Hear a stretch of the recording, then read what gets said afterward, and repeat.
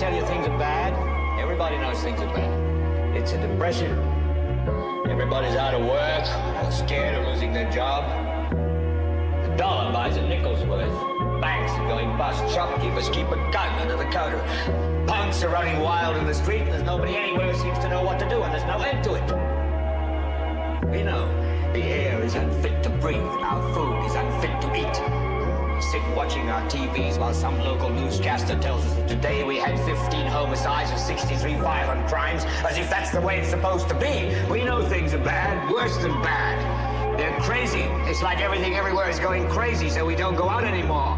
We sit in the house, and slowly the world we're living in is getting smaller, and all we say is, please, at least leave us alone in our living rooms. Let me have my toaster and my TV and my steel-belted radios, and I won't say anything. Just leave us alone. Well, I'm not going to leave you alone.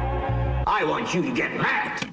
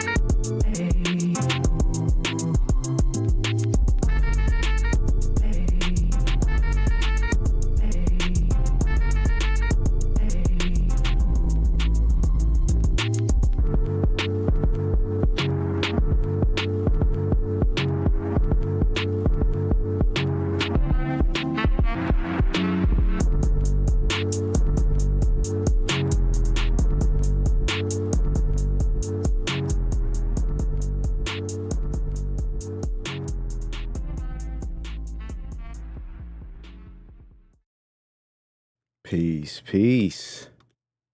Good morning, good evening, good night, wherever you are. Over in these parts in the west coast of the United States, it is the morning. So we are waking up, and hopefully people are figuratively waking up to this wild, crazy arrangement we have here with the culture, society, faith, and of course technology. And we're continuing on. This is episode 9. Today's title, The Fake, the Sad, and the Lonely, really touching on the first segment as we get into some other things after the first segment. But this idea of, the lonely generation, this is pretty popular, and it's pretty realistic when we think about, as we looked at in episode 7, the lack of friendships. Right, not just the lack of romantic relationships, but the lack of friendships in general, and this relating crisis we all have, not just Gen Z, but all of us to different degrees. And again, Gen Z is a good focal point due to their influence on culture, and especially their influence over the next 20 years. So whatever signs they're showing us today are going to directly impact the next several decades of all of our lives. So it's very, very important to consider because the youth do shape the generations. They do shape the media and the culture. Now, this idea of lonely has to do with the device paradigm, living through technologies, living through virtual, detached, disembodied, distanced types of experiences. We're more and more now seeing people at a distance, disembodied, detached. And when this becomes the majority of one's experience, of course, it changes the way you feel about people, even if you don't realize it. Right? It changes the way you interact with people. It changes the way you relate to people. And we're seeing this happen with Gen Z. So I wanted to start with these clips, man. These clips do not represent the general population by any means. They're usually pretty regional. And I would argue that they're elitist and they're even classist. A lot of these clips we see of these interviews and people on the street talking to others, and they tend to be in the big cities. They tend to be in the more urbanized areas where there's higher diversity. And the classist or elitist aspect of it, I think, relates to the pop culture element, right? What's cool, what's in. And whatever's cool, whatever's in pop culture wise, always has this elitist or classist twinge to it, right? When we consider uh, um, the pseudo perception of value today that is typically defined by money, right? Defined by brands and whatever is viral and all of this silly stuff. So it isn't to say we should take these clips too seriously because of those reasons, right? They do not represent the majority of the United States or whatever country you see them in. We have to think about that whenever we're looking at social media or on the internet, right? Because certain things tend to be focused on or promoted more due to their effect, their impact, right? So anyhow, let's getting back to this device thing. I found these clips, and this is just crazy. So what we're seeing today, and I think this speaks to the normative narcissism of the general culture at this point. I think this speaks to the device paradigm, that situation where we're all, in a sense, defined in different ways by the devices we use, and then we mix that with the popularity of brands. This type of very superficial merchandise kind of culture where certain brands have a perceived value or quality that's higher than others. So there seems to be, and again, I think this is very regional. This is probably only in the more metropolitan areas, highly populated, diverse areas. I don't think I honestly, I didn't even know this was a thing. Now, of course, I've been off the playing field for quite some years now, so I haven't really noticed this. Maybe some of you have, but there seems to be some war between people who have iPhones and people who have Androids. I think it's silly, but it makes sense given the device paradigm, given normative narcissism, given this like highly technological, highly device dependent culture. These phones and the perceived quality, or should I say perceived value of these phones, have an effect on people's identities. So I found these clips that are basically showing uh, girls saying that they would only want to date guys that have iPhones. It's absolutely insane, but I think it's a great example of a lot of things we've been talking about here. Really, really, really funny. Not to be taken serious. Like these clearly are girls that have issues. And this goes both ways. If guys would perceive the same, it's crazy. If you're judging people based on a brand at all, I mean that's ridiculous. But we do understand, if we're going to be honest, this is kind of a common thing in this pop culture, right? It is hyper narcissistic and superficial. It is what it is. So let's let's check it out, man. Rating. A 3. That's a 0. That's horrible. He's a 10, but he has an Android phone. What's his new rating? A 3. That's a 0. That's horrible. It's a 0. Our pictures for Instagram are gonna be terrible. It's green text and I'm doing blue. I feel like it's a downgrade. iPhone all the way. Why are you having an Android? Go get your money up. Get out of the house. If you don't have an iPhone, you're a nerd. And I'm not doing WhatsApp either. Are you broke? Like, how can you not afford an Apple? Wow. Wow. Absolutely ridiculous. That was a short clip. I have actually a full clip here that we'll look at. Just kind of crawl through it a little bit to see some of the arguments for this, because it's just mindless. But this fits perfectly with things we've been breaking down culture-wise, technology-wise. What we're seeing here now is the device and its perceived value starting to define people's identities or define people's perceptions of others. That's creepy. That's very creepy when we think about how we're now starting to define people based on the perceived value of their device. You can't find a better example of device paradigm than this. So let's dig into it a little bit here and have some fun with it, of course, not to take it too serious, because it's absolutely ridiculous. Androids are much better than iPhones in many, many ways. iPhones are more about flash and and prestige and elitism. They do have, I guess, a more user-friendly interface possibly, but it's the culture. It's the culture of Apple. Androids can do a lot more. They connect to so many things, as far as like your work devices. The interoperability is very convenient, especially for anyone in business. You get an iPhone, it's nothing but problems as far as trying to get extras and accessories, and they're incompatible with literally everything. It's insane. So if we're going to be practical and logical about this situation, clearly Androids are a superior device. But if we're going to play games and be superficial and be overly concerned with image quality, because this is a generation based on image, where image is everything, sure, they're going to go the other direction. But let's jump into it here. He's a 10, Okay. but he has an Android phone. What's his new rating? 1. I have an iPhone. Why 1? I use my laptop, everything, my Apple Watch. Like I have everything is an Apple. Yeah. It's from Apple, but like Android, I can't do. I just can't do it. But why? Just the camera quality. Really? Like the camera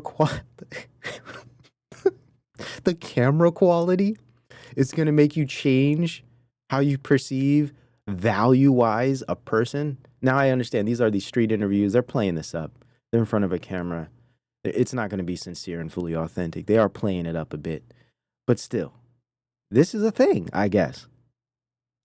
The way, when you text somebody, Yeah. and the emoji when you like text someone from an iPhone and they get on an Android, it's like more of like a, it's just like it makes a stupid like I'm a little drunk right now, but like Of course. I'm trying to. You don't like the Android emojis? It's a matter of disruption of communication, right? In the device paradigm where we communicate through these devices, no longer is it about the quality of the conversation and the meaning of the words and the ideas and the connection and the bonding of the two back and forth. It's about what's the quality of the emoji. See, because this is now how I communicate. This is now how I interpret meaning through passing you emojis. So it's very important that the emojis are of the proper quality such that I can feel a connection with you. Do you see how robotic this is? So shallow. Yes, absolutely. It's so ridiculous, but we have to see what this culture today is really dealing with. Clothes and cars. In my notes here, I have from cars to smart devices. So this is an old thing. Women defining guys' value based on what car they drive. It's very superficial, and it tends to be a small percentage of girls, usually the worst kind, the ones you don't even want to deal with. But it's so absurd and bizarre to me how this has translated into a phone, which is much lower on the totem pole as far as monetary issues are concerned. A car is, $50,000 to $100,000, but a phone is, a couple $100 to $1,000. So what it does is it lowers the tax bracket, if you will. It includes a whole new population of people that are being put up to be judged. And it's so superficially. It's just sick, man. No, I don't like the Android emojis. That's it, guys. Wow. Can't believe I did this for you. Thank you. I appreciate it. Nice to meet you. Nice to meet you too. Probably didn't make no sense. It's over. Break up. Okay, one valid reason to break up with you. Probably didn't make no sense on the fucking camera here. What if you had an Android? We wouldn't be dating. Should break up with you? It's over. I mean, they're laughing. I don't know, guys. I mean, am I too old to really understand this? They're like, this is funny. What do you mean? It'd be over. It's so ridiculous. Okay, one valid reason why you don't like an Android user. Have you ever owned an Android? No. Yeah. Try owning an Android and then you'll understand the That's question. that's not an I had argument. one for like 2 days and I immediately got an iPhone. Android is fine, Damn. but No, the user interface is awful. There's no like. Okay, that's what I mentioned earlier, the user interface. I do understand people in the device paradigm where you're living through your device. the operating system, interface, all of these things are important. I do understand that because it's a new device. Or should I say it's a new paradigm of life, right? It's like you wake up to this thing, you go to sleep to this thing. So I get that, how you can have a preference. There's nothing wrong with a preference. But it starts to get creepy when you start judging other people's value based on what interface they're using. Android emojis? Yeah, they're bad. Look at them. Anyone you notice an Android, look at what they post on their Instagram story. They're bad. They're bad. The emojis. Again, it's an emoji. 10, I don't care. You don't care about it? Still Not 10. really, yeah. That's good. Why? I don't care what phone you have. What about See, you? there we go. Okay. All right, guys. There's some hope. There is a normal person in the building. She's like, and she could tell she feels a little awkward. Like, what kind of stupid question is this? It's a phone. You know, I'm more concerned about his nature, his interests, you know, his values. And of course, there's other things, you know, do we vibe and all of this stuff. What do you mean, phone? And then her friend comes up here and just ruins everything. Ew. I have an iPhone as well. And she says it like it's some badge of honor. How shallow have we become, guys? What? I have an iPhone. Okay, so he's a 10, but he has an Android phone. What's his new rating? A 7. Wow. Why? Wow. Wow. Because it's harder to connect Oh, true. with an Connection. We'll get there. Android person. Their phone's green all the time, and Okay. it just feels weird. It feels weird. See, again, guys, let's go back to episode 6, right? Where we were talking about the difference between communication and connection as far as this kind of device relating is concerned. So when we're on devices, we're communicating. We're not connecting.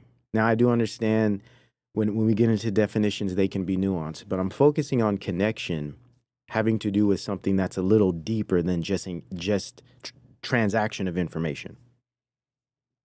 What people are doing today is mostly just transaction of information. They're not really connecting on a deeper level. And this is obvious because this is so shallow that you would perceive people this way. I'm not expecting much out of your communication, especially your quote unquote connection. I'm not expecting much if you're already judging people this way.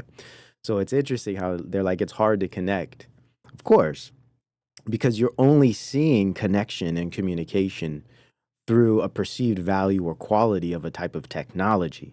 And you're even judging the person's humanness, their value as a person, their personhood. You're judging that by the quality of the technology. Isn't this really interesting? And maybe I'm being a bit too nerdy about this, but I find this very fascinating at a sociological or psychological level. It's extremely fascinating how we've adjusted our value system for human personhood based on a perceived value or perceived quality of the tech that we use. So interesting. Now, I do understand there's as I said earlier, an elitism to it. There's a classist element too. So I do understand that's a thing too. It's like people, you know, they want to adhere this type of, you know, higher level of quality to a brand. So it's like, you know, I have on a Gucci jacket, you know, so that means I'm like of a higher value person, and then, which is ridiculous. But it's the same thing with the phones. So what, the connection isn't as good? I mean, I just feel safer with a blue. Oh yeah, you can read if they read it. I Yeah. don't know, but I feel like there's still a 10. Okay. So it Like, I wouldn't. don't know, it doesn't change much. Exactly. So I saw like a study that says that women find Android users less attractive. Is that true, do you think? Yes. I feel like an Android user. She's so adamant. Where are these studies coming from? Somebody help me out, man. I've never even heard of this. I've never heard of this. This must only be with very superficial types because this is weird to me. She's just so adamant. She's like, yes, like, of course. What do you mean? Users less attractive. Is that true, do you think? Yes. I feel like an Android user is a nerd. Wow. Wow. He's a nerd. I'm sorry. If you don't have an iPhone, you're a nerd. I don't care. I mean, there's So nothing still- wrong It's being kind a of like- nerd, but I mean, come on. I get it though. It's more of the 80s, 90s reference of a nerd. Today, a nerd is actually pretty cool, apparently. But wow, I mean, who even updates their phone? I'm listen. My phone is super old. Who updates their phone? Who keeps up with this stuff? Now, again, I'm part of like a different kind of culture, a subculture in this current time, and I do know it's popular, especially for the younger gens, to keep up with this stuff. But who even cares about the quality of your, as long as it's working, right? I don't know, man. My young listeners out there, somebody let me know. Do girls really judge you based on what kind of phone you have? This is just crazy to me. I had an iPhone 10 at one point. That was actually, I got rid of that thing a couple years ago. I had that thing hardly worked, but it was good enough. I don't even understand why people update phones. What's the point? Anyhow, unless you're falling into this type of elitist, classist device paradigm thing. So Honestly, it's kind of like unattractive, but at the same time, it's like, I guess, like, I don't really care. Why would you say it's unattractive? It's because it's green. Okay. Green is is an unattractive color, so like. Okay, stop. I love green, all shades. Olive, drab, forest, even Kelly. I could get down with Kelly. I love green. Green is a beautiful color. What is she even talking about? I'm offended. In general, it's not common, you know what I'm saying? Everybody has an iPhone type shit. You like blue better? Definitely. I mean, I don't know how to explain it, but I feel like it feels like I could really like talk to somebody with blue bubbles, you know what I'm saying? Okay. Right? If it's green, I feel like I can't trust you. Like what phone do you have? He could still be a 10. What? I mean, this is so many levels of absurdity. These are like insurmountable levels of bizarre ignorance beyond my comprehension. What are you talking about? Green and blue bubbles? Well, you know what? I could connect and relate to somebody with blue bubbles. What is going on? Oh my goodness. What a time. What a culture. What a culture. But like, I would just prefer you to have an iPhone. And she got on green pants. Yeah. I love this kind of like military olive drab green too. It's such a great color, man. That's fine. So you try to convert them? Yeah. 5. Why 5? I don't know. It's hard to communicate. How? Wow. I don't know. A lot of the Not same. an iPhone. How would you rate your It's hard to Riz? communicate. Interesting, guys. I've never ever felt this way. I've never had an issue with this. A lot of people got iPhones and Androids, and I've never even considered this. This is so weird. That's why right when I saw these, I was like, okay, this is perfect. This fits exactly where we're at with this, at least with these several shows we've been doing to kick off the Wake Up Show. Of course, we'll be going into other topics, but this works, man. He just took the mic. So is this really for TikTok? It is. I got a question for you, too. Yeah. TikTok channel. I got a question for you. Yeah. What phone do you guys use? iPhone. iPhone? Yeah. Okay, so he's a 10. 8+. 8. Okay, that's still good. It's Hey, an iPhone. she can't say anything if she's rocking an 8 because, listen, you can't judge anyone, all right? No judging over here. Be proud and thankful you got a damn phone to begin with. But come on, man. The judgment.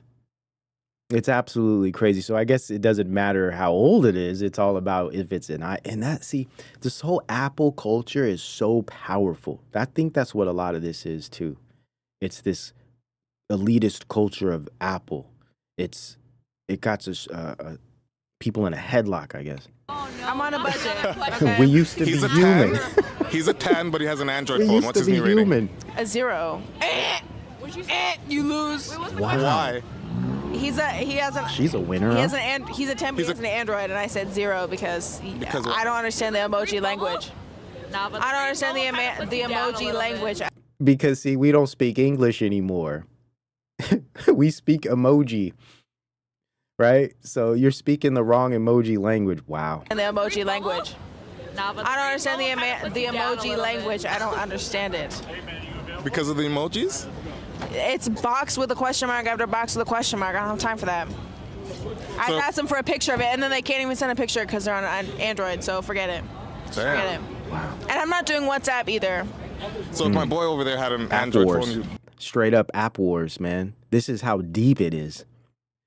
the communication, the quote unquote connection is so enveloped by technology that we're judging people's quality based on what app, what phone, the quality of emoji. This is a fascinating study.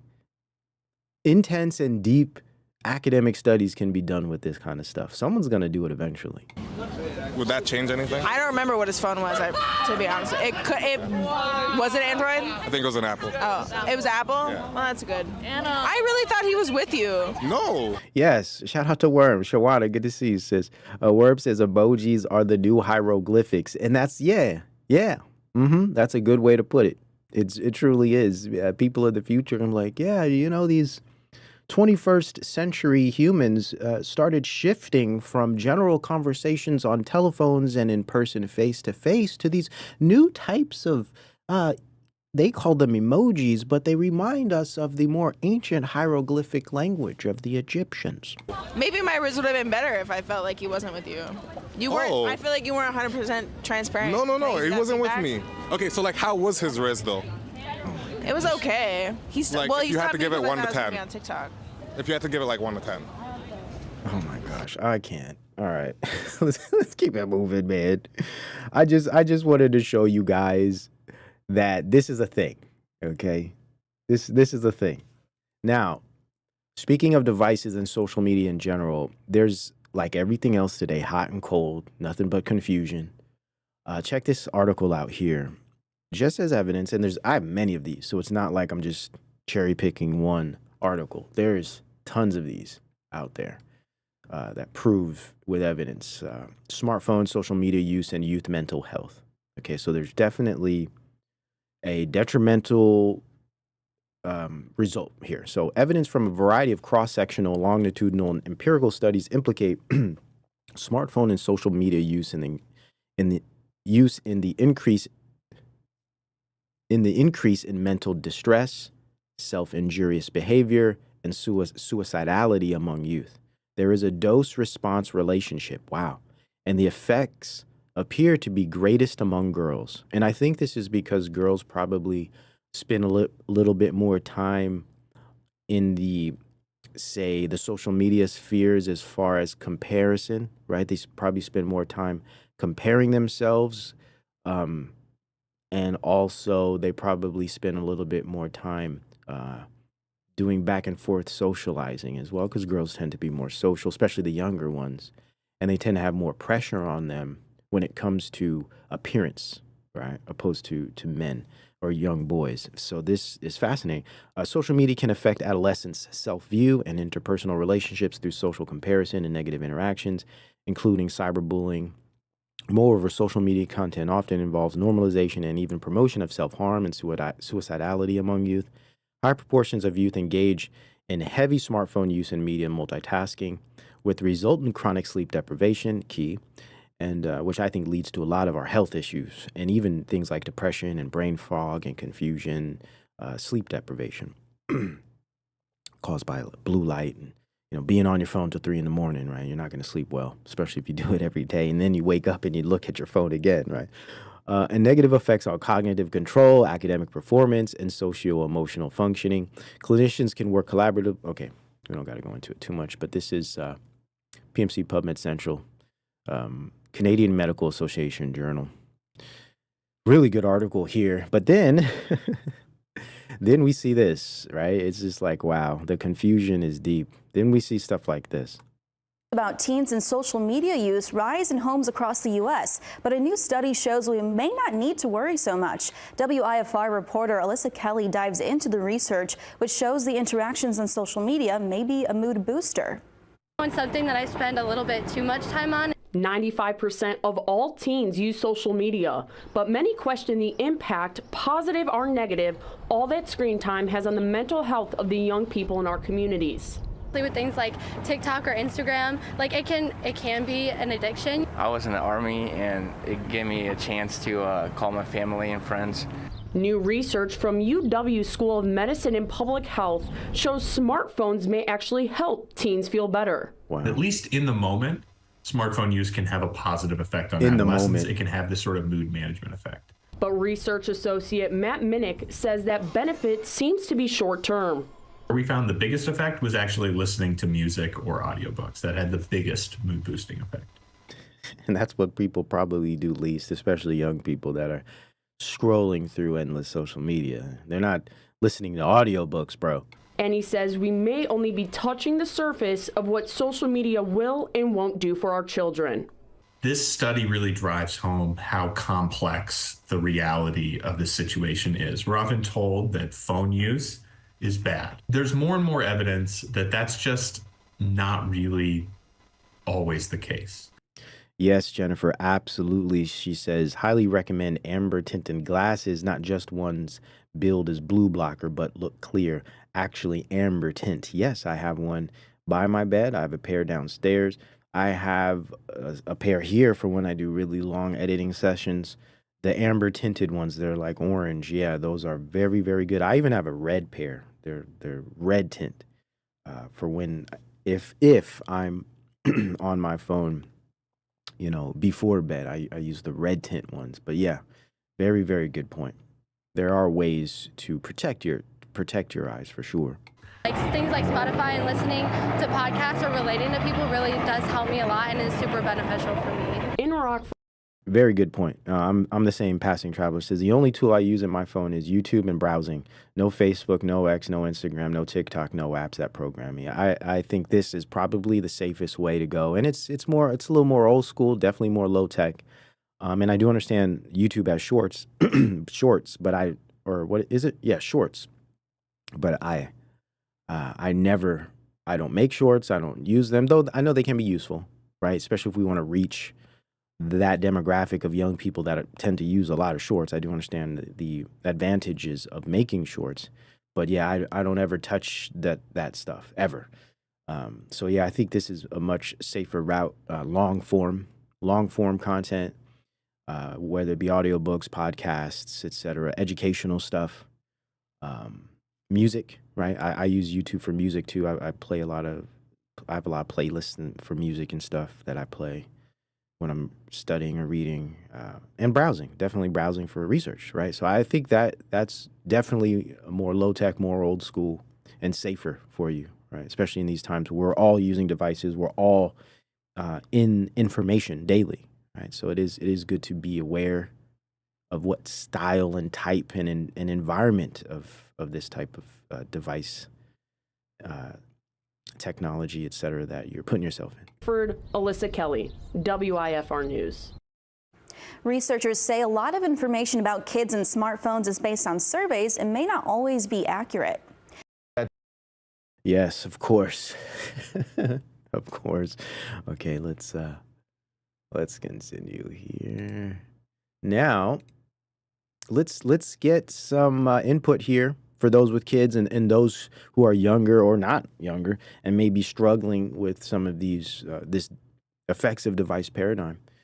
This is Jonathan Haidt here. We're going to be going into some of his academic research pretty soon here when we get into more of the parenting element, but there's always some pretty good perspectives from him in this regard. And I don't always agree with him. Sometimes I don't think he goes far enough, plays it a little bit too safe, but I think some of his research and ideas are valuable.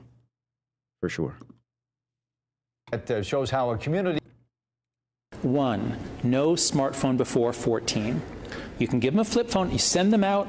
Give them a phone so you can a flip phone so you can text them. They can text you, call if they need to. But you do not give a child the internet in their pocket where strangers can reach them and they can watch beheading videos. You don't give that to a child to have with them all the time. Number 2, no social media until 16. I think that's too early. Personally, I don't think teenagers should be on social media. 18, if anything. 16, I think is too young. 16 is such a transient year, especially today, as 16-year-olds are kind of like 13-year-olds when we think of this type of generational drift. 16 is, whew, man, hormones, identity, the social integration. Oh, man, not a safe or good year for someone to jump on social media for the first time and just be hit like by a massive tidal wave of social media. I don't think that's a good idea at all. But anyhow. The kids say this themselves. 18-year-olds say this. They wish that this didn't exist, but they're stuck, they're trapped on it. So how about we just delay it till 16? Just don't let children go through puberty on social media. That's the really vulnerable time. Yes, key. Very, very key. And I personally believe 16 is still within that range. Absolutely. Everyone isn't done with puberty at 14. I wasn't. Some of us are late spurters. Some of us develop later. Some of us take longer to mature. I don't think 16 is a safe year at all. But to each his own. Third norm, phone-free schools. Imagine, for those of you who went to school before the internet, imagine that the school had a new rule. You can bring in your television from home. You can bring in your walkie-talkies. You can bring in your record player, put it all on your desk. We'll give you an outlet. And you can do that during class while the teacher's talking. This is complete insanity, but that's what we've done. That's what we've done. Any school that lets kids have the phone in their pocket, my kids went to New York City public schools, and the rule is you can't take out your phone during class, which means that you have to hide it behind a book or under your desk if you want to text and watch video and watch porn, which the kids do. The fourth norm is far more independence, free play, and responsibility in the real world. Yes. Just like everyone had until the 1990s. There can't be an adult guarding them all the time until they go to college. Yes, yes, yes, yes, and yes, and yes. So important. This speaks to the safetyism of millennial Gen Z parenting, where, because when I was young, as Gen Xers, and even some of the older millennials that say were born in 83, 84, 85, we grew up at a time where it was safe to be outside all day until the street lights came on. It was okay. I mean, still stuff happened, but it was a different time, right? There was nothing wrong with getting up in the morning in the summer and being out until the sun went down. And mom had no idea where you were at, right? That was fine. But after, say, once the millennials came, say after the 90s, parents started keeping their kids inside, and then gaming came and got big into the 2000s, and this overprotective kind of helicopter parenting became more normal, and this whole safetyism, and this had a major effect on the generations too. And Height does some good research in that. I'll be bringing some of that out soon, and we'll be touching on some of those things. Now I found this clip here.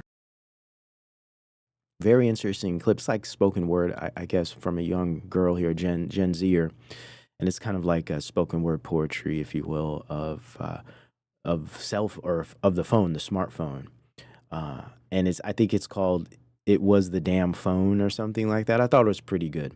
So let's check this out as we move into some more topics here.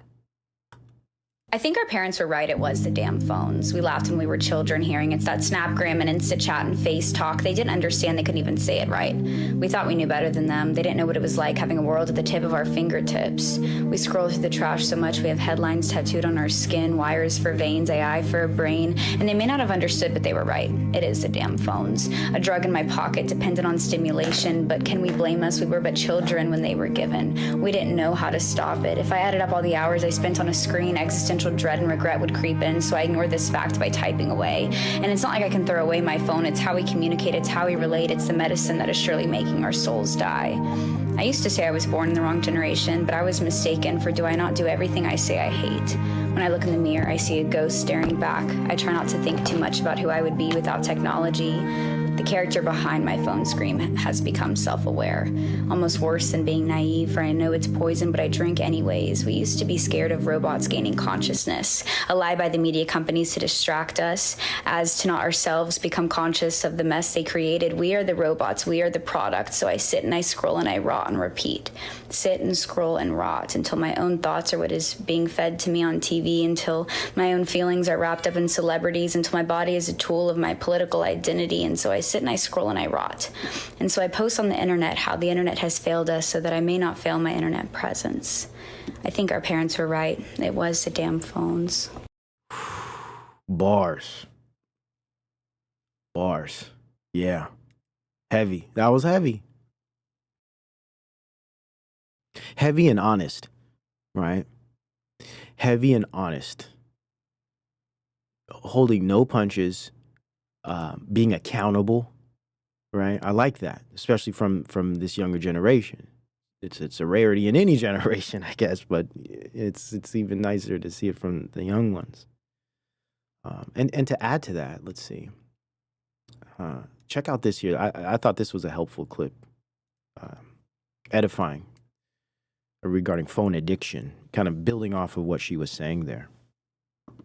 I just want to show you something. This is the psychological power of the device. What if I was sitting here talking to you, holding my phone? It's not buzzing, it's not beeping, no one's calling me, I'm just holding it. Do you feel like you are the most important thing to me right now? No, you don't. That's the association. So when we show up for a meeting or we sit down for dinner with our families and we put the phone on the table, it sends a psychological message to everyone sitting there that you are not the most important thing to me right now. And putting the phone upside down is not more polite. Put it in airplane mode to take away the temptation that something's coming in, and put it in a bag or on a shelf out of sight. And this is how we should be interacting with people, giving them our full attention, because the idea is not that we hear the words they say, but that they feel heard. And this is one of the tricks. If you wake up in the morning and you check your phone before you say good morning to the person sitting next to you, you probably have a problem. If you have to take your phone from room to room, no matter where you go, you probably have a problem. And just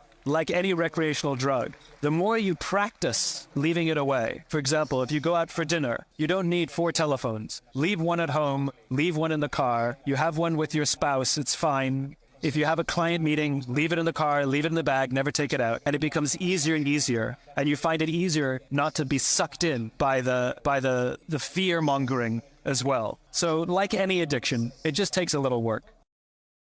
Yes, something to consider.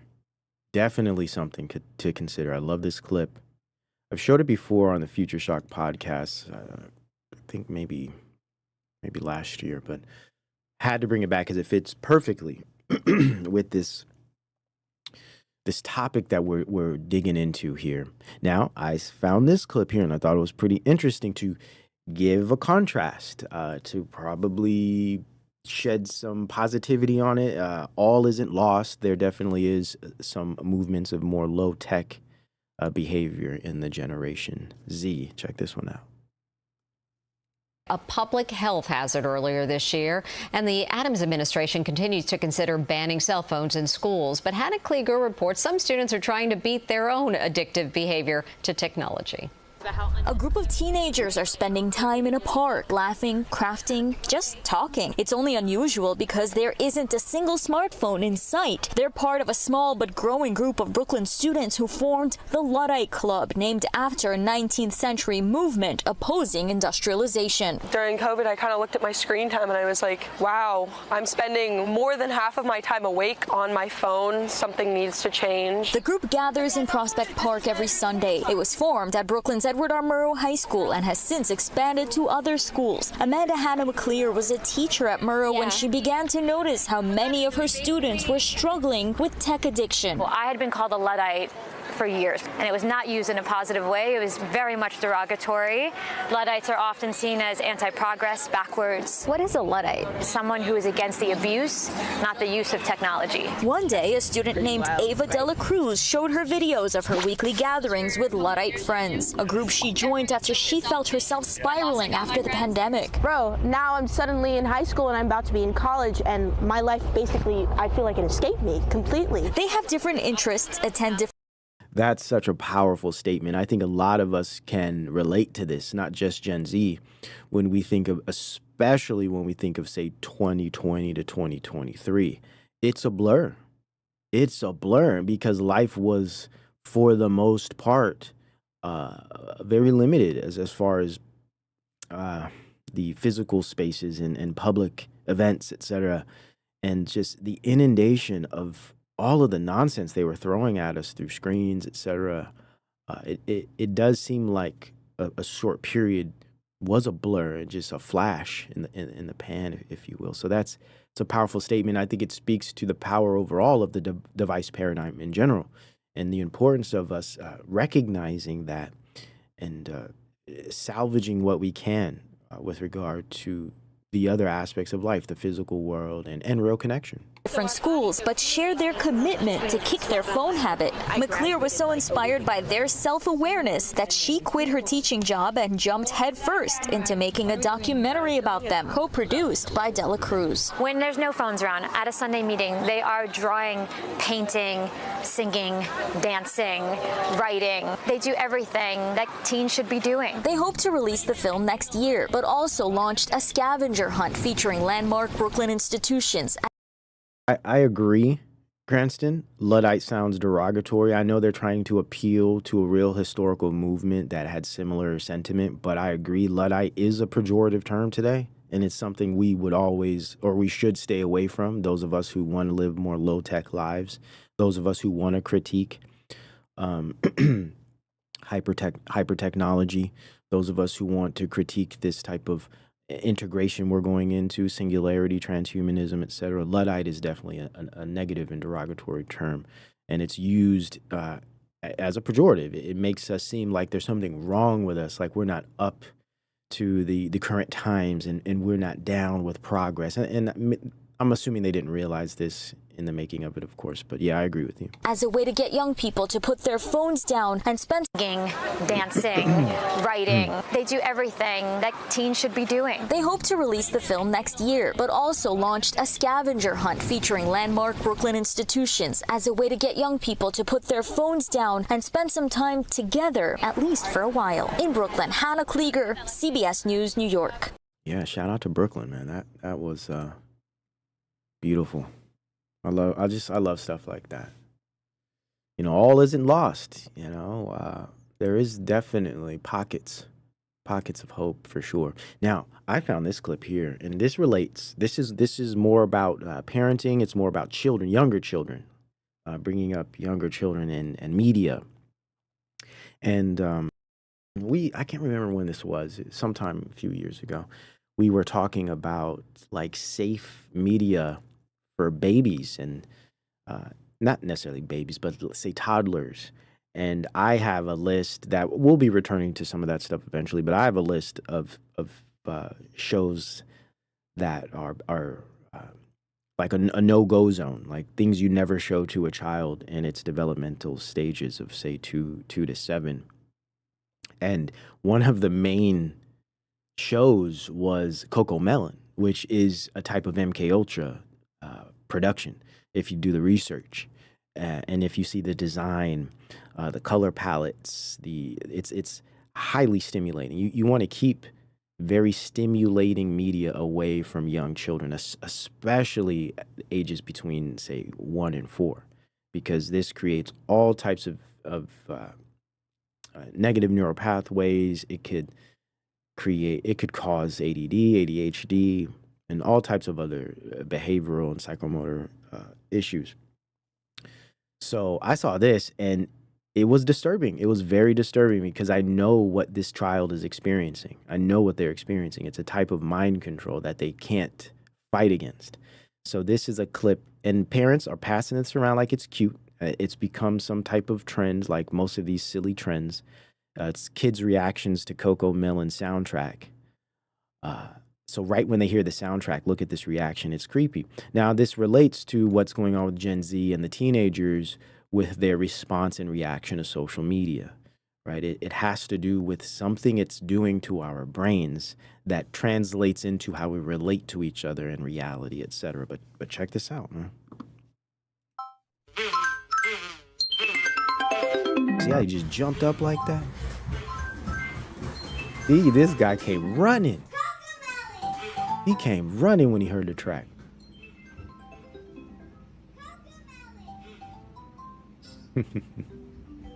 I mean, it's cute. Anytime you see little babies, it's cute, but they can't fight it.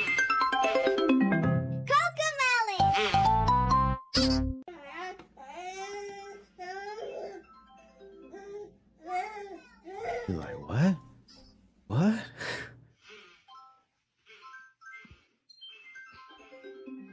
Up and at him. Baby crack. There we go. Mm-hmm. Mm-hmm. This is psychologically designed, this type of media. Just like they put sugar and high fructose corn syrup and bread and stuff to get kids to want to keep eating it. It's disturbing, man. and again, I'm not trying to. Yeah, Pavlov. There we go, worm. I'm not trying to. Pavlov's classical conditioning. Absolutely. You ring the bell. The dog starts to salivate and drool. You get those little jingles of the show. The kid is like, okay, you got my attention. Now, I'm not trying to disrespect or condemn the parents because they just don't understand. They're not aware of these things. Many parents don't look into this stuff. And then there's those of us that even before we had children, we were already looking into this stuff. You know, when the little one is in the oven, we're reading books. We're trying to educate ourselves. We want to do things right. I would say we are the smaller percentage. Yes, B.F. Skinner, behavioral model that would be operant conditioning, right? Which is a little different, but very, very close, right? So we have the Pavlovian classical conditioning, and then we have the Skinnerian operant conditioning, right? Which has to do with positive and negative. What is it? What is it called? Positive and negative. It's escaping me, right? Reinforcement. There we go. So we have the operant conditioning of Skinner, which is positive and negative reinforcement, which is a little more complex. You're able to do more. You're able to control behavior a little bit more. But this example is a perfect Pavlovian example of just an immediate response. Pavlov in classical conditioning attempted to get an immediate response to stimuli, right? So the ringing of the bell made the dog salivate. This is an immediate response to stimuli, whereas Skinner and operant conditioning is a way to is a way to conjure a certain behavior based on a positive or a negative reinforcement. So if you want to stop a behavior or you want to cause a behavior, et cetera, we could actually one day go into some of that psychology, actual literal social engineering, mind control psychology. I've tons of research and spent many years in that field, psychology being my background. So yeah, absolutely, operant, classical, it's all there. That's what media is really about. Now, just to add to this kind of parenting trend thing that I think is very problematic and even toxic, this isn't as related, but it has the social media thing, and it's the use of children and this type of normative narcissism, you know, exploiting others' attention and even your own children to get attention. There was this trend, it came and went, thankfully, but it was like parents cracking eggs against the heads of their children and like it was funny or something. And I just wanted to add this, showing what this device paradigm does to us, what social media does to us. We start to exploit others and even ourselves for this type of fame or virality, et cetera, or just to be part of the group, right? Just like everybody got to have an iPhone to be cool or something. Everyone has to follow the trends to be part of this in-group membership of the digital global village, right? Check this out, man. This is weird. Ow! That hurt! I wanted to crack it! Not funny. Poor kid. Like, Mom, why you do that? Yeah, she crying. You just assaulted her right there. Now, at least she did it the other way, so that's helpful. That was actually a good move. She's okay. Now do it to Mama. Okay, that was a smart comeback there, but still, it did soften the blow. But I still disagree with this.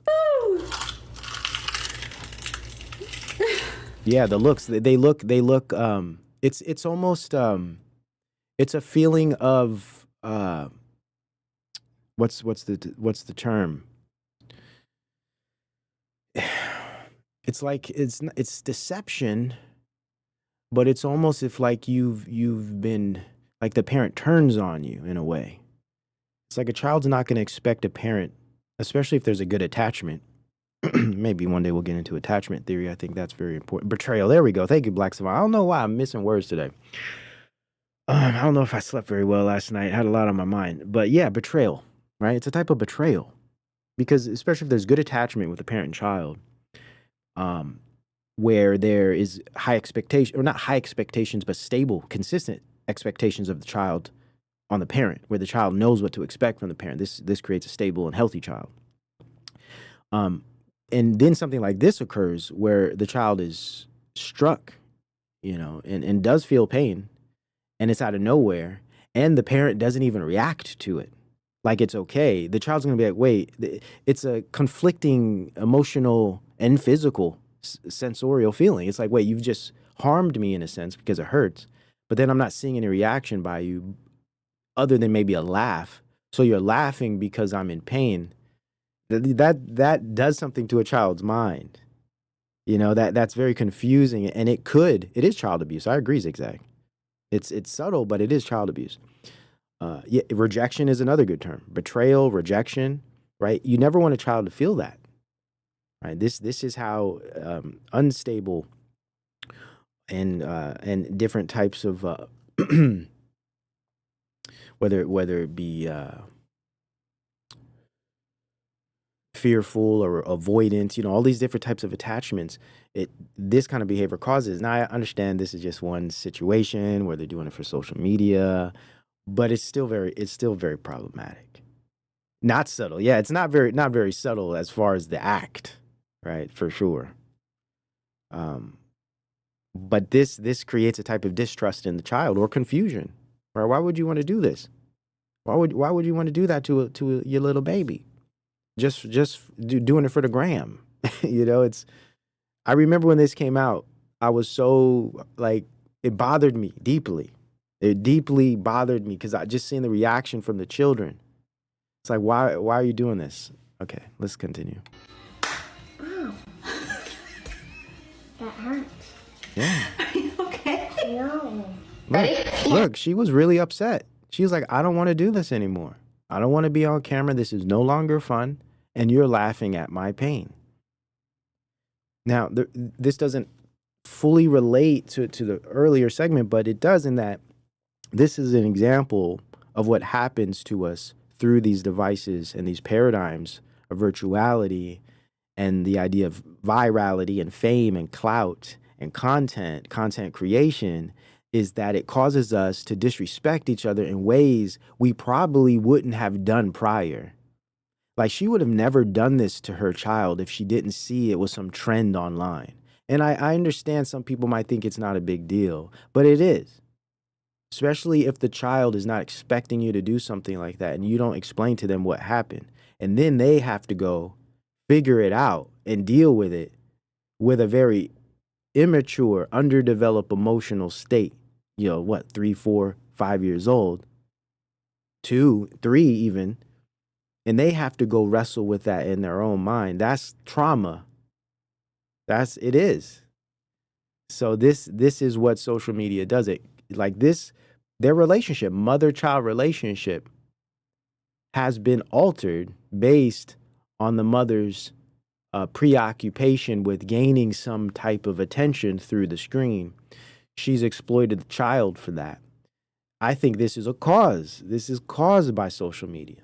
This is caused by the paradigm in which we live now. Are you okay? No. Yeah, she said no. She said, no, I'm not okay. Let me run that back. This reaction was really, really, Ow. look at it. Like, what? That hurts. Are you okay? No. Ready? Yeah. That one was good. That one was good. She looked at her like, what are you doing? Like, she would never expect her mother to do that. Some might not think it's a big deal, but that is a type of trauma. To just be hit and feel pain out of nowhere and then have your parent laugh, it's not going to compute to the young one. Ready? Yeah.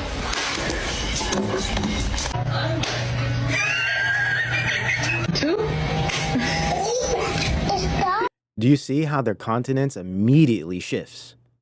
It immediately shifts because they do feel pain. There is pain there. And you're never supposed to cause pain in your child, ever. Physically or emotionally, right? This is important.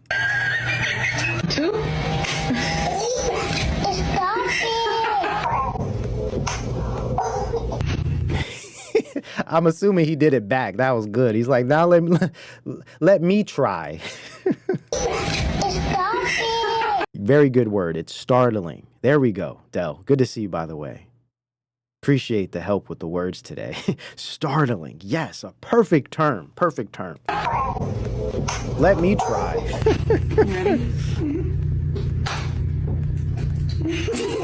He's a little older, but you could still see he was a little bit surprised by it. Now, he might have been prepared for it, too.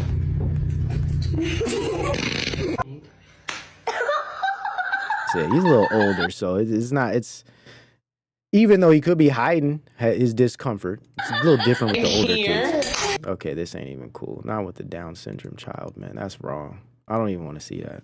That's wrong, man. I can't even do that one. Anyhow, you guys see it. It's abuse. It's narcissism. It's exploitation. It's all of these things of children.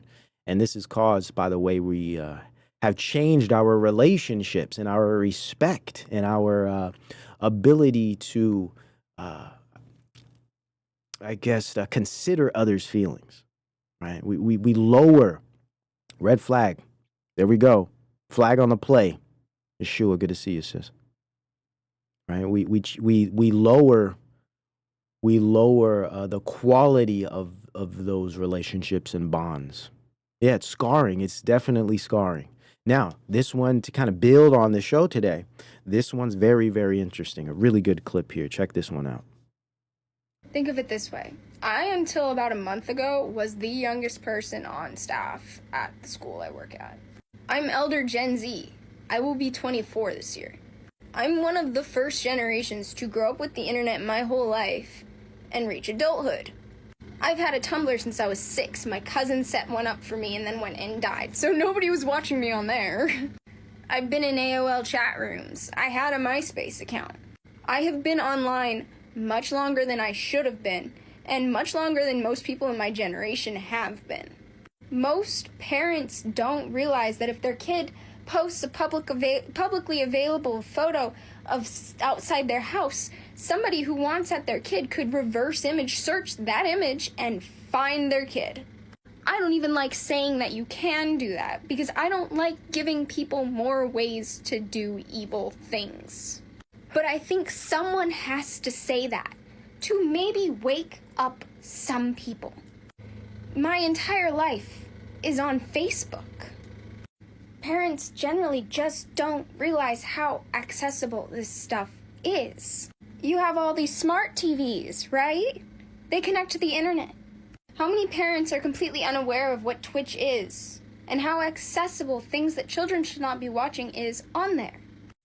They just look at the icon in their smart TV and move past it. If you think kids don't know how to get around a parental lock, you're absolutely incorrect. And even then, your parental lock is only for your devices. Your kid goes to school. How is middle school? How is 5th grade watching people get beheaded online? And then going to class like nothing happened? Like nothing happened. Sit at the dinner table that night. What'd you learn at school today? Never before has it been so possible for your child to speak to so many people without you knowing. Hell, if you're that one's heavy right there. It's all heavy, but that one, yeah.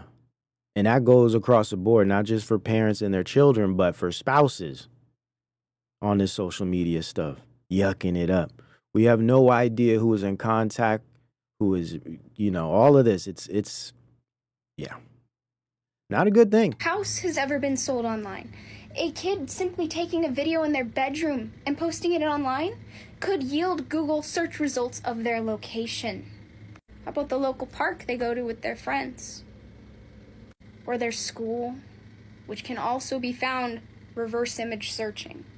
And you as the parent have no idea this is happening. You just think your kid is going to the mall to meet friends. they just don't know.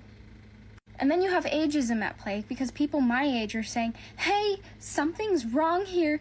Get your kid off the internet. And they go, child. I clawed my way to adulthood and I'm here now. So either listen to what I have to say or just scroll. But it's on you if you don't at least pay attention. Something to consider, coming from the Gen Z, the younger generation that has some experience with some of this and speaks out on it, which I think we need a little bit more of. I thought this clip was very valuable for that, especially those of us who are parents that have to prepare for this or might be dealing with it already, right? Very, very important stuff here. Gotta watch who's watching. There we go. Shout out to Shawana. Always good to see you. In the building, Byron Adams as well. Mo Griff in the building. Good to see you, man. All you guys. Everybody here. Planet Firm, of course. Grape Tea News in the house. Always good to see you all. Now, I love this stuff. Let's go back for a second here. 60 seconds. Last day of high school in 1996. This is when I was in high school getting ready to graduate myself. Check this out. This is how it used to be, man. This is how it used to be. Not a cell phone in sight. This far right, Derek. What's up? Hey, Christina. What's up? 10 years. Real presence. Zoran's so cool. He's always ignoring people. Even his girlfriend. So? He's a man.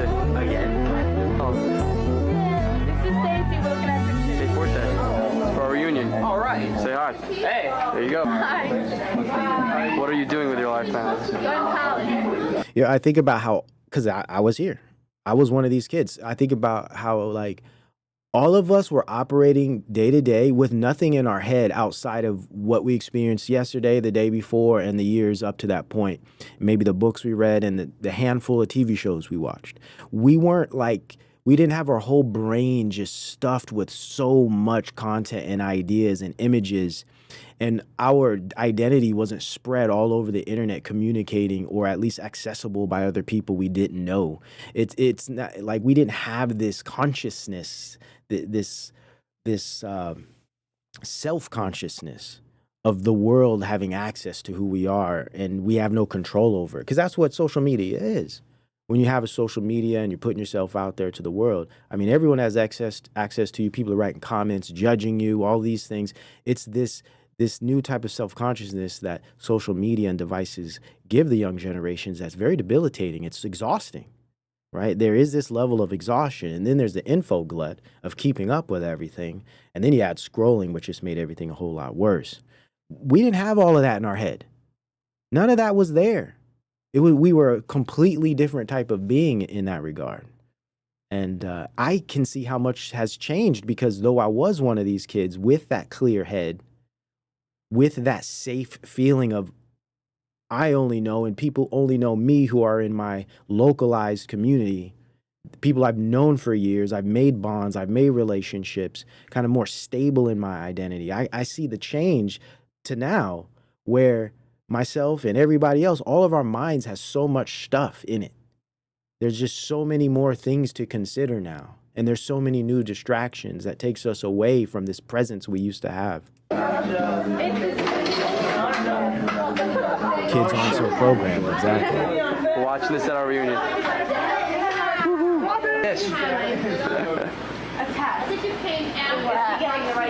You're back? Right there. Is Christina best looking of the year? No, she got best. What? What? That's right. Boo.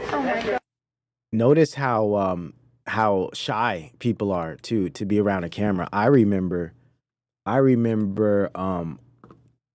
when we graduated, we had someone had a camcorder. And you're going around filming people and everyone's so shy or everyone's like, oh, they want to get in front of it and they want to act out. It depended if you were extrovert or introvert. The introverts, we would be the ones kind of shying away from the camera. And then the extroverts just want to jump in front of it and start putting on a show because that was the closest thing we had to TV. That was the closest thing we had to, any of this type of media was, getting on someone's video camera. And it wasn't like it was TV. It wasn't like the world's going to see it. Maybe their family would watch the video or a handful of people would eventually see what's recording. But that didn't matter. It wasn't about like how many people are going to see this. Am I going to be famous? No, it was just about being in this new type of medium, like being in a video or something, or being on video was a very either scary thing to where people shied away, or it was kind of cool where people wanted to get in front of it. But overall, it was a foreign entity. It was to see how people would react when cameras come out was so interesting in the 80s and 90s. Now, it's like they don't even exist. People don't even react to them because they're literally everywhere, right? They're just everywhere. It's like another element of the device paradigm where cameras being recorded, being surveilled is now a key aspect of our culture and our being.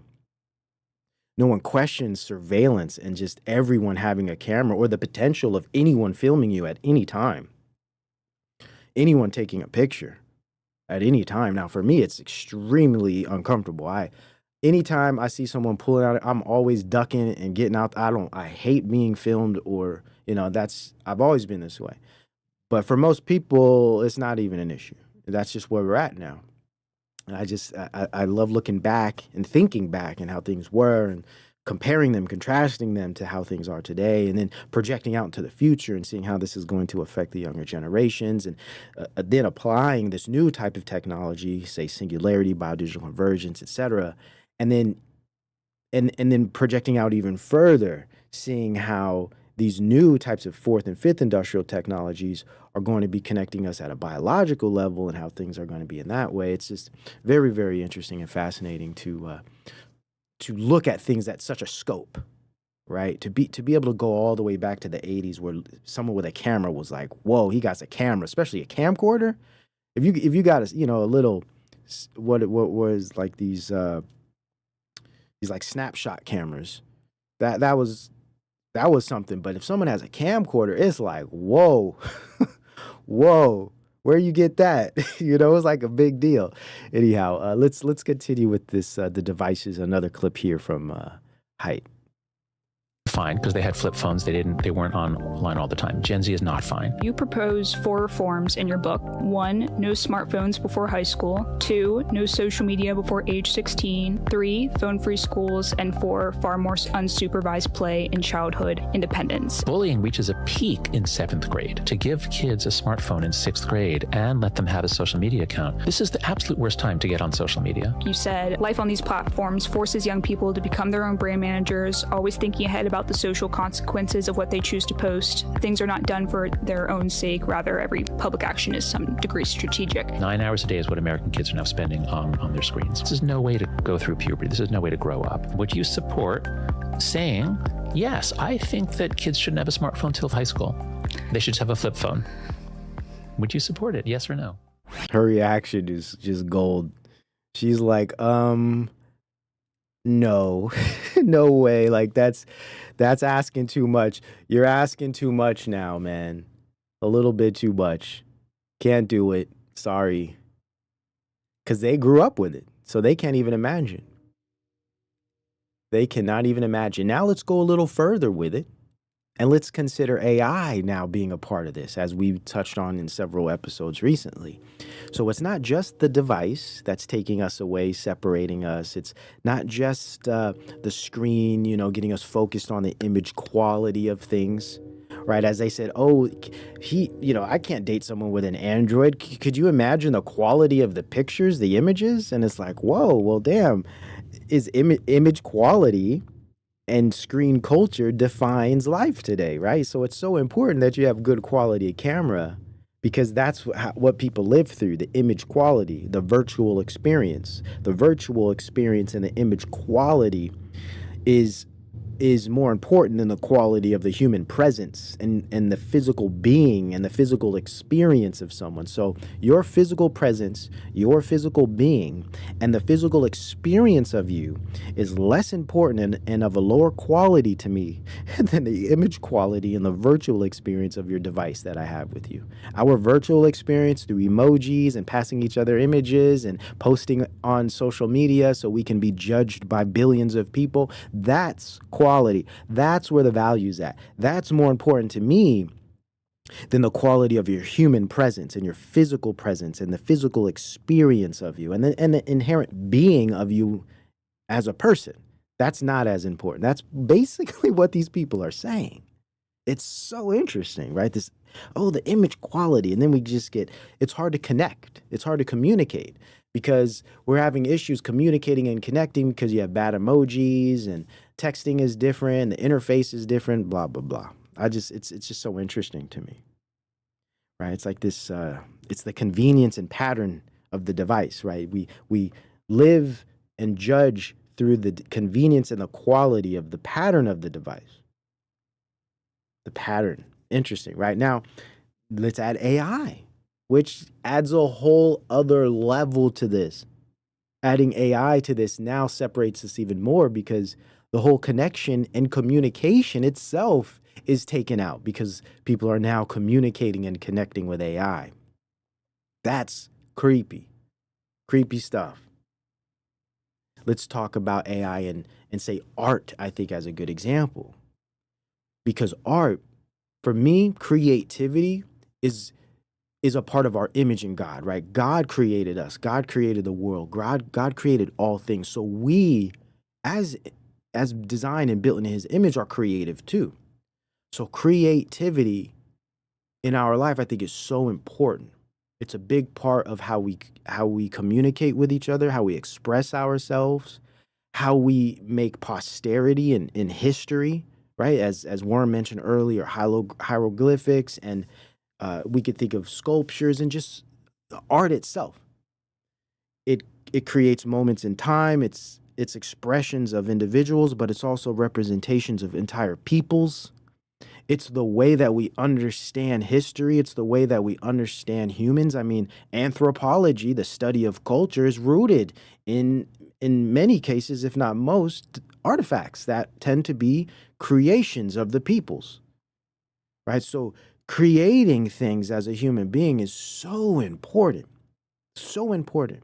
Now, when we add AI, especially automation, we start to see this change, just like we start to see our communication and the way we relate to each other and the way we judge each other change through the devices we use. The way we create changes through the technologies we use as well. And now that AI is coming into the picture, not only are AI agents and assistants going to change the way we relate to our environment, our work, and our communication with other people, but its automation abilities is going to change how we actually experience the creative process. Now, I have a clip here that goes into this. Another one of these futurist types, engineers that wants to scale businesses and create technologies and fulfill all their social or all of their transhuman fantasies at the expense of humanness, pushing this idea that, you know what, creativity is changing. People don't really want to spend time being creative. That's why we should just let AI replace it. Absolutely disgusting, but important for the topic. Check it out. We didn't just want to build, let's say, a company that makes the current crop of creators 10% faster or makes it 10% easier to make music. If you want to impact the way 1 billion people experience music, you have to build something for 1 billion people. And so that is first and foremost giving everybody the joys of creating music. And this is a huge departure from how it is now. It's not really enjoyable to make music now. People. Wow. I don't know who the heck he talking about. But that's the whole fun of creating music, is the process. Of course, we like the outcome product, but man, making music, that's the process is where everything is at. And so with these new AI automation guys, they want to bring in things that are going to take care of the process for you. And this is disgusting. This is anti-human. This is anti-human right here. really enjoyable to make music now. People, this is a huge departure from how it is now. It's not really enjoyable to make music now. People enjoy. Why did you say that? It takes a lot of time. It takes a lot of practice. You need to get really good at an instrument or really good at a piece of production software. I think the majority of people don't enjoy the majority of the time they spend making music. He's obviously not a producer or creative of any kind to say something as silly as that. It's that I'm offended. I'm offended. Majority of people don't enjoy the majority of the time they spend making music. Do you not think that's like running? It is hard to run. It is painful to run. You don't particularly enjoy it, but you love running. And you get good at it, and you get better at it, and you speak to the runners, and they love running. Most people drop out of that pursuit because it was hard.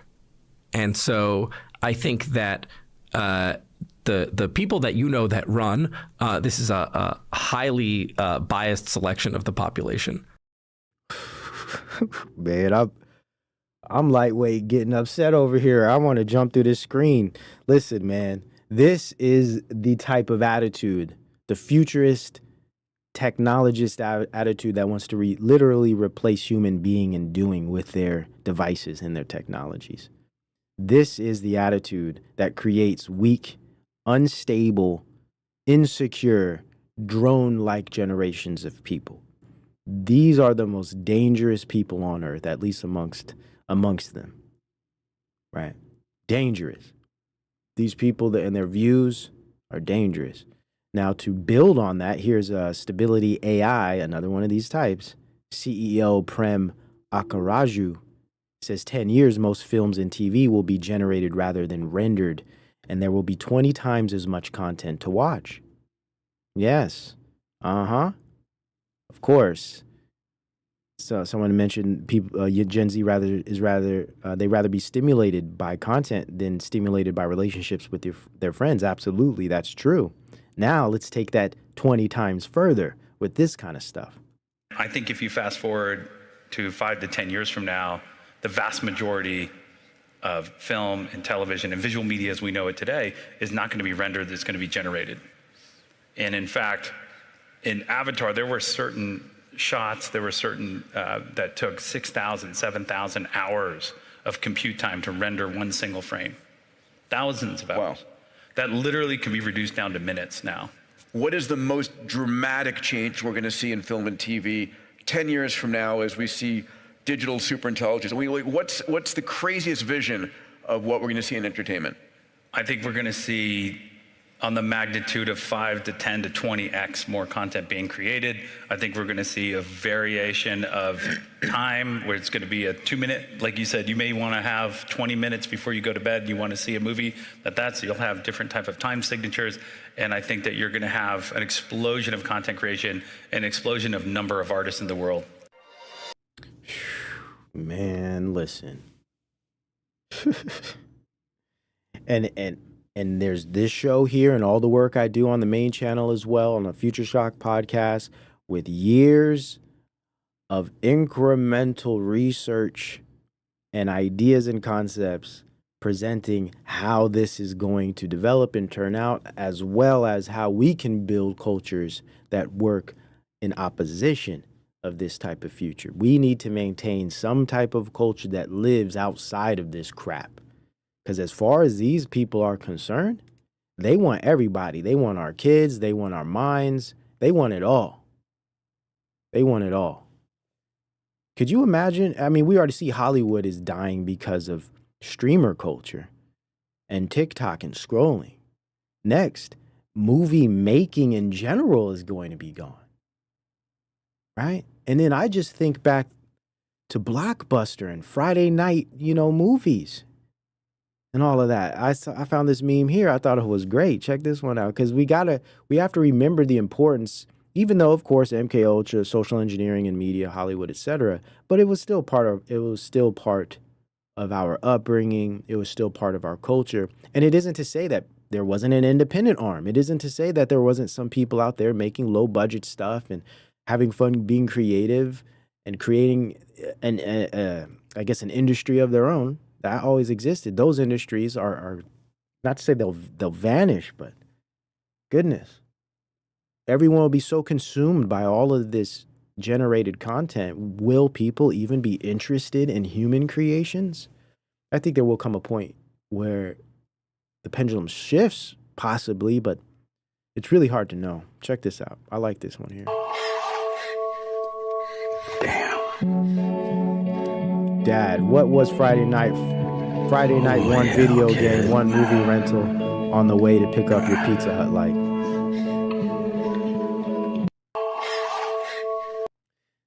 It's so true, man. Dad, what was Friday night, one video game, one movie rental on the way to pick up your Pizza Hut like? Ooh, who experienced that? Because we used to do Friday night too. It wasn't every Friday night, maybe a couple out of the month. But this was a household tradition, right? One video game, one movie. Sometimes we did 2 movies instead of the video game, depending. And, you know, a pizza. It hits. It really does. This was, yeah, stuffed crust, all that. This was it, man. It was such a great thing. And for me, it's not so much about the media. It's the fact that it brought us together. Mom and dad out working all the time. I was a latchkey kid, so my parents were always gone. You know, so we had these few times during the week where we would get together and do things, and it tended to be Friday nights, of course, and the weekends. But actually, no, my parents worked on the weekends too, worked on Sundays. So like, yeah, Friday night, Saturday night, that's kind of like all we had. So it was meaningful. We get together, we share the food, we watch the movie, we laugh, and it's something we look forward to. It's just, man. Damn. Holy hell, kid. It's like, man, you have no idea.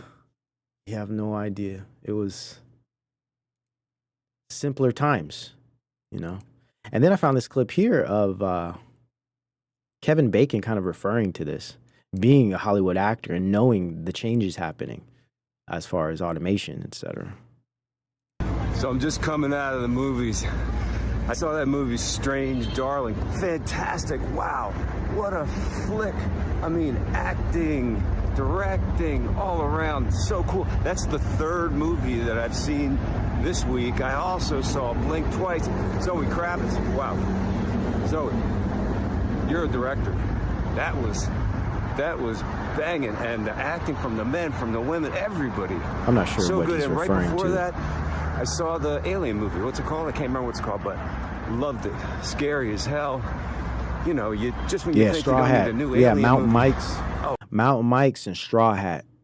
We didn't do the Domino's, Pizza Hut in my family. We would do the more local pizza joints. We had Straw Hat and Mountain Mike's. Those were popular for us. We really and of course Round Table.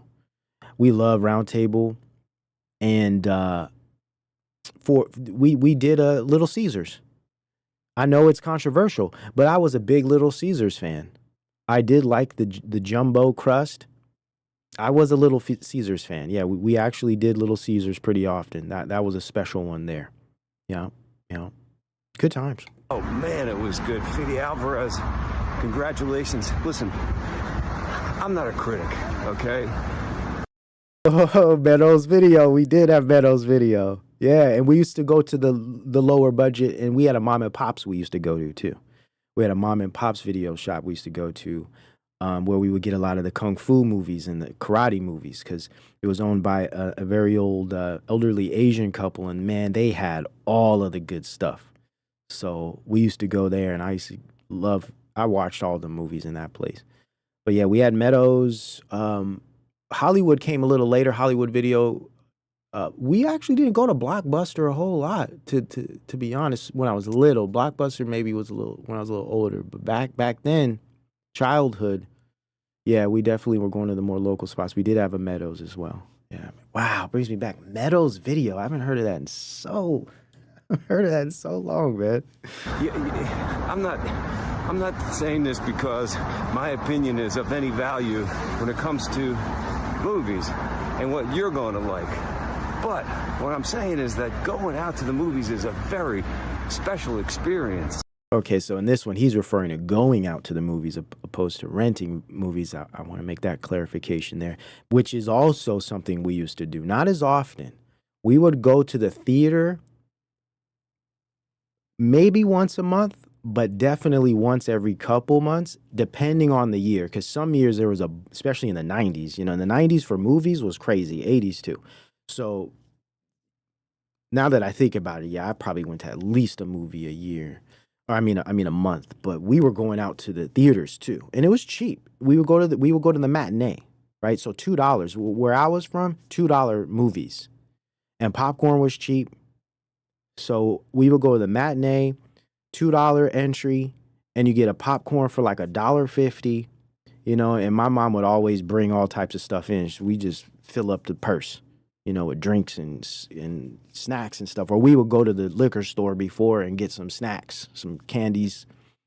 Like my thing was peanut M&Ms, Reese's Pieces peanut butter cups, and Mike and Ike's, and maybe like a sour candy. I was bad when it came to. I got a sweet tooth to this day that I'm still dealing with. But yeah, those were my go-tos. Some sour straws, right? Sour straws, Mike and Ike's, peanut butter cups, and Kit Kat too. I liked Kit Kat. Yeah, and then we would bring some drinks. And we would get popcorn in the theater, of course. I wasn't the butter type. I know a lot of people like the butter. I didn't need the butter. It doesn't really need it. I never understood why people like drizzling butter all over. It's just so good the way it is. But yeah, that's how we used to do it, man. Oh, yeah. $2 movies, you can't beat it. Especially back then, the movies were so good. It was a great experience. I used to love going to the movies. It was a big deal. Whether it be with my family or with my friend's family, that was fun too, going with a good friend of yours and their mom or dad, or, you know what I'm saying? And this was before we can go on our own. I'm talking like between the ages of, say, 8 and 12 or 8 and 13, 8 and 14, Good times. This is the experience that I, grew up with. It's what made me want to be in the movies, going to see Dog Day Afternoon and The Godfather and Chinatown and Tootsie, Start, whatever.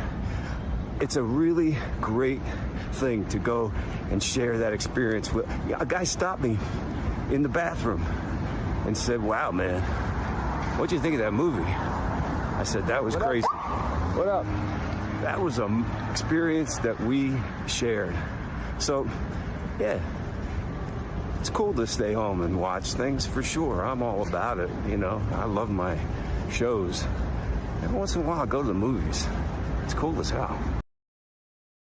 Yeah, I just, if we're going to talk about media and especially the way it's changed, I aside from all of the programming, I do share the sentiment. It is good to get out, and for me, it's less about the actual media, and it's more about the social connections and the actual experiences we're having with people. It's the sharing of an experience, the sharing of space, the sharing of experiencing the movie, and then after the movie. I mean, I almost had as much fun talking about the movie after the fact. I almost had the same amount of fun talking about it than I did watching it. Right? Just going on about your favorite parts, and it's a part of life that has vanished. It's hard, and especially for the younger generation who don't really know anything about that. And it isn't to say we can't bring some of these things back or practice some of these things in a way that's, of course, rational. And I would say pick your movies well. Don't just go watch some garbage, but they are somewhat traditions that I think have an important social element, right? Things that can, these experiences, shared experiences, presence, etc., that can help us combat some of this takeover of AI and all of this crazy stuff. Yeah.